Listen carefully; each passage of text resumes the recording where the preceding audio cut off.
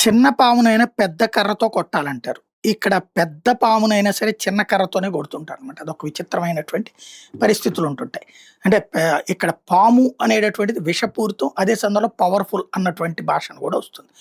ఇప్పుడు ఆంధ్రప్రదేశ్‌లో భారతీయ జనతా పార్టీ అనేటటువంటిది చాలా స్ట్రాంగ్‌గా తయారవ్వబోతోంది. దాన్ని దెబ్బ కొట్టాలి అన్నటువంటి ఆలోచన గతంలో చేశారు 2014, 19 మధ్యలో.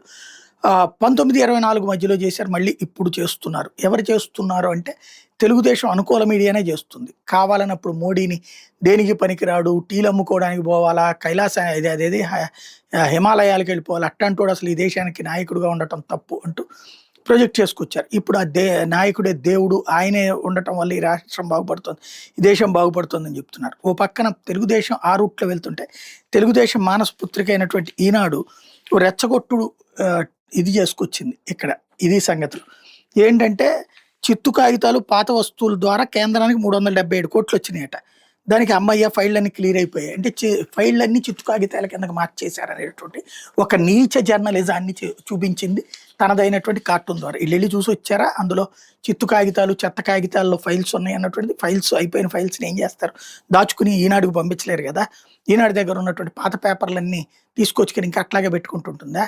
అంటే స్టోరేజ్ కోసం ఉండే లైబ్రరీ పేపర్లు గాకుండా మిగతా ప్రాంతాల్లో వీళ్ళు అమ్మిన పేపర్లు అవి కొనుగోలు కాకపోతే గనక అన్నిటిని దాచిపెట్టుకొని కూర్చోబెట్టుకుంటుంది. అమ్ముతారు గదా! అంటే అప్పుడు పేపర్లు అమ్మేశారు, తగలబెట్టేసుకున్నారని చెప్తామా? కామన్ సెన్స్ లేదనమాట. ఓవరాల్‌గా చూస్తే బీజేపీని మళ్ళీ టార్గెట్ చేసే కార్యక్రమం ఏదో నడుస్తున్నట్టుంది.